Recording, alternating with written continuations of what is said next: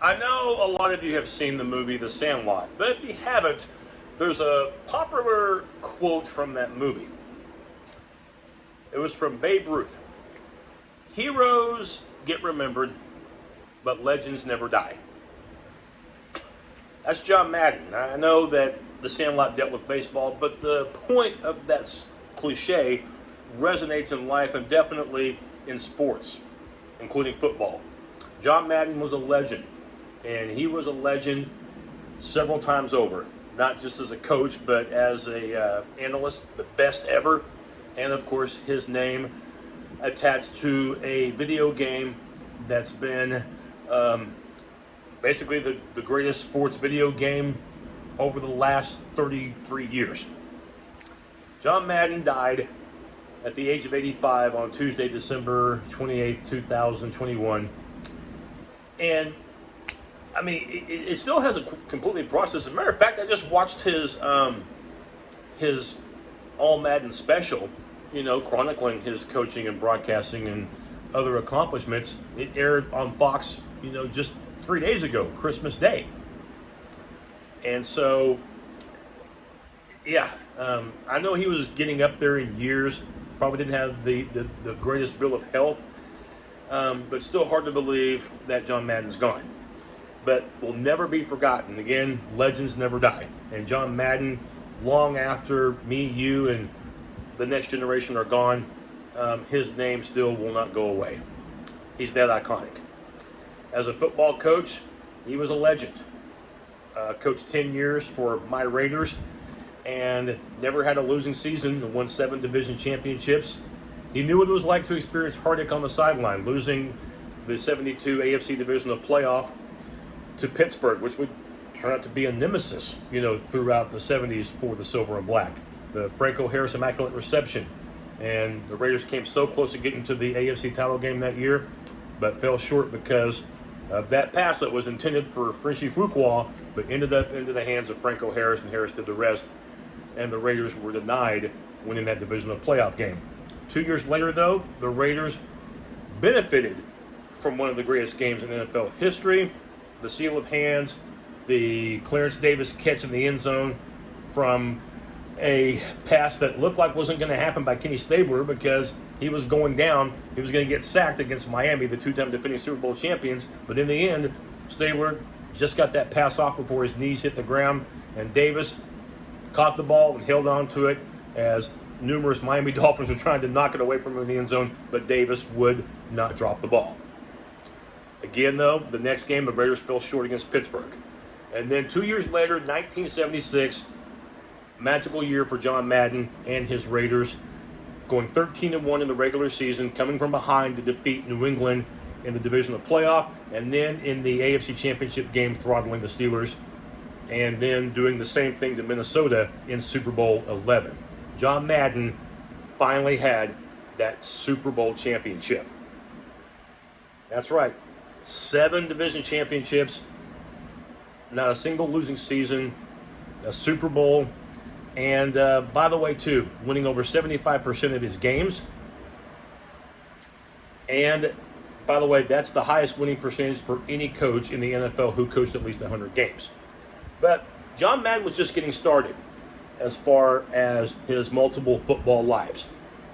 He was also the greatest color analyst in the history of football, if not in all of sports.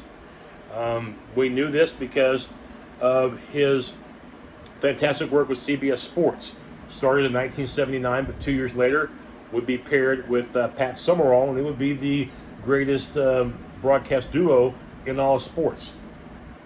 Madden and Summerall broadcasted quite a few Super Bowls together, I think 7 throughout their tenure with both CBS and Fox.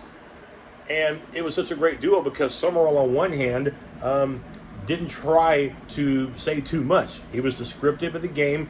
He let the game, though, do the talking. And speaking of talking, John Madden, whatever he said was high quality.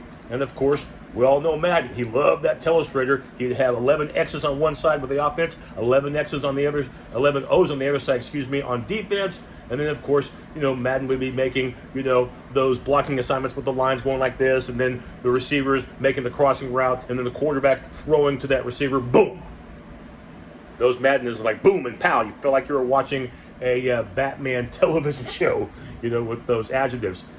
And so Madden, over the years, his work was recognized with 16 Emmys.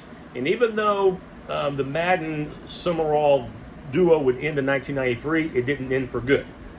Because then they would go to Fox in 1994, broadcast 8 more years. The last game that the two did together, Super Bowl 36, New England upsetting the St. Louis Rams. And New England, of course, had at that time, not a very popular quarterback, but it was his first Super Bowl, some guy named Tom Brady. Madden's career would wrap up with 4 more years, which he would do on Monday Night Football, ABC, and then his final 3 years as a commentator would be on NBC Sunday Night Football. So altogether, 30 years of broadcasting, and a legend, no question. And there's not even anybody really close when it comes to being a color analyst that had the quality, the personality, and the love for the game that you got from John Madden. You knew you were going to get a quality performance, and you would get a better understanding of the game as well. So, and I think, by the way, and I've done some research, I don't think there was anybody else in the history of broadcasting that broadcasted on all 4 major networks covering football: ABC, CBS, NBC, and Fox. And John Madden was on all 4 networks. So a little irony right there for you as well. And then, of course, Madden, in another football life, became big, but he became big as a result of attaching his name to a video game in the late 80s called Madden Football.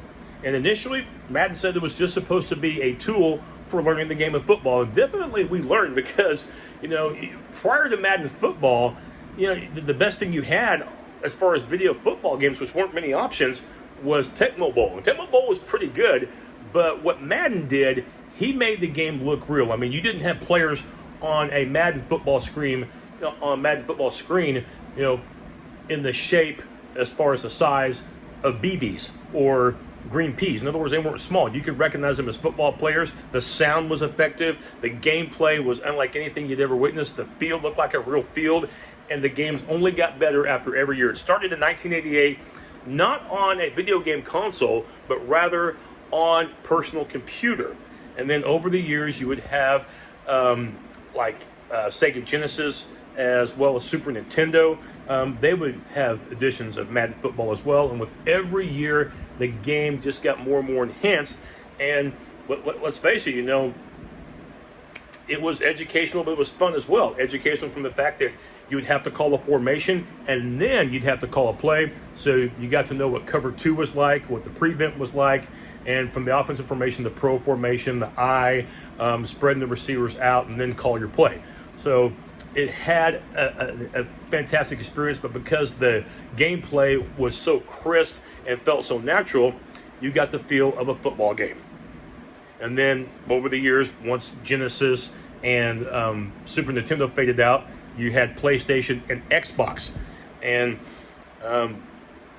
over the years, we saw John Madden's voice appear on the game. And then with the advancement of technology, so was the advancement of the game, because then his one-liners would then turn into actual analysis with him, and for some of those editions with Pat Summerall as well. So over the years, and there's been 33 Maddens now since the late 1980s, John Madden is multi-generational. I was not old enough to enjoy him as a coach, but I was, of course, old enough to enjoy him as an analyst, and of course with the Madden football games. And this generation gets to enjoy Madden through football games in generations in the future as well. So John Madden wasn't just big, as a coach and as a studio analyst, but his game has actually made him big with so many generations, past, present, and of course the future. And the Madden video game earned an honor too. It's in the Video Game Hall of Fame, which does exist in Rochester, New York, class of 2017. And finally, of course, John Madden will also be known, especially if you're in your early 50s or even older than that, or maybe slightly younger than that, as far as commercials too.